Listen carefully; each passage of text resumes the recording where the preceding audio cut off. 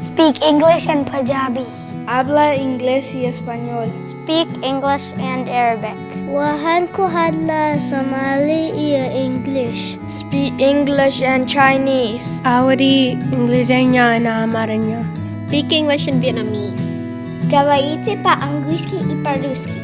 Speak English and Khmer.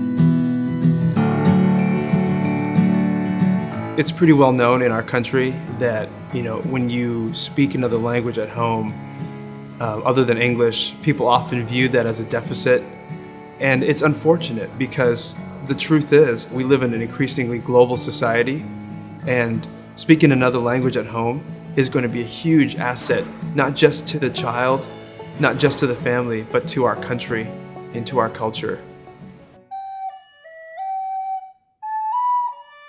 We were talking about hopefully visit Cambodia one day and hoping that Andy could be able to speak fluent Khmer so he'd be able to communicate or talk to our family that live back home. I could speak Khmer. That means I could understand Khmer too. They could tell me a joke. Before I couldn't understand, but now I actually laugh to it. Not like before. As they get older, they realize, wait a minute, speaking 2-3 languages is awesome. And speaking Khmer, it's even better because it's a language already part of our family, of our culture.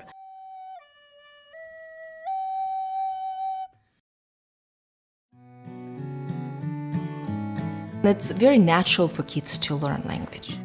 It's very natural for them to learn more than 2 languages, 3 languages at a time. Now I'm trying to learn Russian also, from grandparents and teachers. So many people spend hours and hours on sports, which is awesome, but if they spent just a fraction of that focused on language, they would be giving their kid a whole nother tool. It should be fun. It never should be something that we have to make kids do. He not always replies back Russian to me when I speak to him, but as long as he understands me, as long as he can read in Russian, I am happy. When there's a need, he will pull the language and use it, as long as I keep speaking Russian and he hears it every day. I was actually born in another country, but moved away when I was very young, so my entire family spoke French, but me, and they never taught me. And I was like, not angry, but I was like, you should have taught me French. Everybody in my family spoke French. I'm not gonna do that to him, and I want him to learn another language.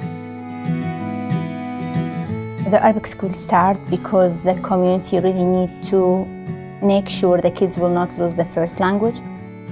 We are just encourage the student to know more about their culture, about their country, to be more confident about who they are. It's not just language, it's culture, it's your life back home, it's your people. We're not just preparing kids to graduate from high school, we're not just preparing kids to be ready for careers, but we're preparing kids to be global citizens. It's important that kids see that they have the capacity to actually make change. Speak English and Chinese. Speak English and Spanish. Speak English and Somali. Speak English and Arabic.